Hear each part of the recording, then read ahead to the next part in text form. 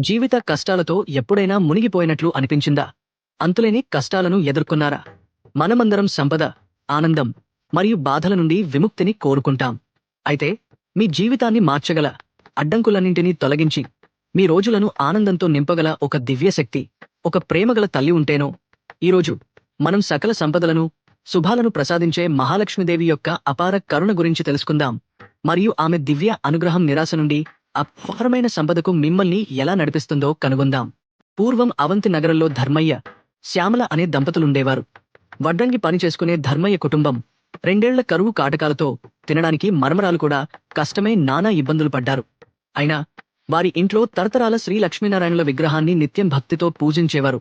ధాన్యం లేక ఇంటి ఆవరణలోని తులసి దళాన్ని కన్నులకద్దుకుని నైవేద్యంగా సమర్పించేవారు. ఒకరోజు రాత్రి 10 గంటల సమయంలో మధ్య వేసున్న ఒక దివ్య తేజస్సుగల ముత్తైదువ దారి తప్పి ఆశ్రయం కోరగా ధర్మయ్య దంపతులు తమ నిరుపేద స్థితిలో కూడా ఆమెకు మంచి నీళ్లు ఉన్న ఒక్క చాపను ఇచ్చి ఆదరించారు.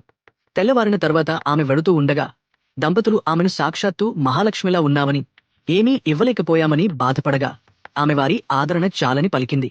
ఆమె వెళ్లిన కాసేపటికే లక్ష్మీనారాయణుల విగ్రహం వద్ద బంగారు నాణేలు కనిపించగా తమ ఇంటికి వచ్చింది మహాలక్ష్మీదేవి అని వారికి అర్థమైంది.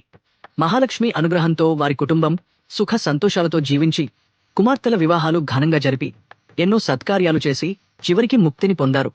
లక్ష్మీ కటాక్షం ఉన్నవారికి సర్వ సౌభాగ్యాలు సమకూరి దేనికి లోటు లేకుండా జీవితమంతా ఆనందంగా గడుస్తుంది. మహాలక్ష్మి యొక్క కరుణామయ లీలలు అనంతం. రామాపురంలో కృష్ణ శర్మ అనే గొప్ప పండితుడు ఉండేవాడు. నిత్యం లక్ష్మీనారాయణులను భక్తి శ్రద్ధలతో అర్చించేవాడు. ఒకరోజు గుడి నుండి తిరిగి వస్తుండగా కాలు విరిగి 6 నెలలు మంచం పట్టింది. కూడబెట్టిన సొమ్ము ఖర్చవడంతో కాస్త కోలుకున్నాక ఒక శుభకార్యానికి వెళ్లాడు. తిరిగి వస్తుండగా కుక్కల బెదిరింపుతో ఎడ్లు కట్టిపడటంతో బండి నుండి కిందపడి కాలు తిరిగి విరిగింది. వర్షంలో బాధపడుతున్న కృష్ణ శర్మను చూసి వైకుంఠంలో లక్ష్మీదేవి హృదయం ద్రవించి విష్ణుమూర్తితో అతడి బాధలు తీర్చమని వేడుకుంది.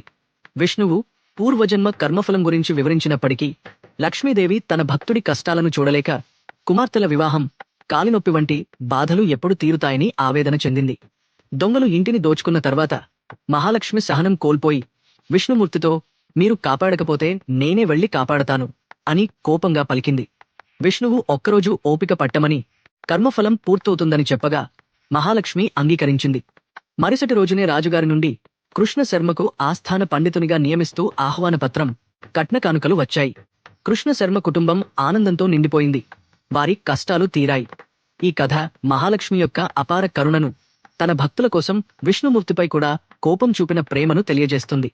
జగన్మాత శ్రీ మహాలక్ష్మిని ఆరాధించిన వారికి పుత్రులు, మిత్రులు, బంధువులు, ఆరోగ్యం, ధనం, ధాన్యం, వాహనం అనే అష్ట ఐశ్వర్యాలు లభిస్తాయి. శ్రీ లక్ష్మీనారాయణులను ఎవరైతే నిత్యం మనసులో ప్రార్థిస్తారో వారికి సర్వ సౌభాగ్యాలు కలుగుతాయి. ఎలాంటి ఆపదలు దరిచేరవు. శ్రీ లక్ష్మీనారాయణులది అన్యోన్యమైన జంట లోకంలోని దంపతులందరికీ ఆదర్శం. మహాలక్ష్మి మత్స్యావతారంలో లక్ష్మిగా, రామావతారంలో సీతగా, కృష్ణావతారంలో రుక్మిణిగా తన భర్తతో కలిసి అవతరించింది. ఆమె హృదయం అపత్రమైన దయ, కరుణతో నిండి ఉంటుంది. తన భక్తుల వెన్నంటే ఉండి ఎటువంటి కష్టం రాకుండా చూస్తుంది. మహాలక్ష్మి యొక్క ఈ దివ్య లీలలు ఆమె భక్తుల పట్ల ఆమెకు గల అపారమైన ప్రేమకు నిదర్శనం. మీరు కూడా శ్రీ మహాలక్ష్మిని, లక్ష్మీనారాయణులను నిత్యం భక్తితో కొలిచినట్లయితే వారి అనుగ్రహాన్ని పొంది జీవితంలోని అన్ని కష్టాలను అధిగమించవచ్చు. ఈ వీడియో మీకు స్ఫూర్తినిచ్చినట్లయితే దయచేసి లైక్ చేసి మీ స్నేహితులకు, కుటుంబ సభ్యులకు షేర్ చేయండి. ఇలాంటి మరెన్నో జ్ఞానవంతమైన పౌరాణిక కథలు మరియు ఆధ్యాత్మిక విషయాల కోసం మా ఛానల్ని సబ్స్క్రైబ్ చేసుకోండి. మరియు మేము కొత్త వీడియోలను అప్లోడ్ చేసినప్పుడు మీరు మిస్ అవ్వకుండా ఉండేందుకు బెల్ ఐకాన్ను క్లిక్ చేయండి. మహాలక్ష్మీదేవి యొక్క ఏ అంశం మీకు ఎక్కువగా నచ్చింది, లేదా మరే ఇతర పౌరాణిక కథలను మేము అన్వేషించాలని మీరు కోరుకుంటున్నారు? దిగువ వ్యాఖ్యలలో మాకు తెలియజేయండి. జై మహాలక్ష్మి, జై లక్ష్మీనారాయణ.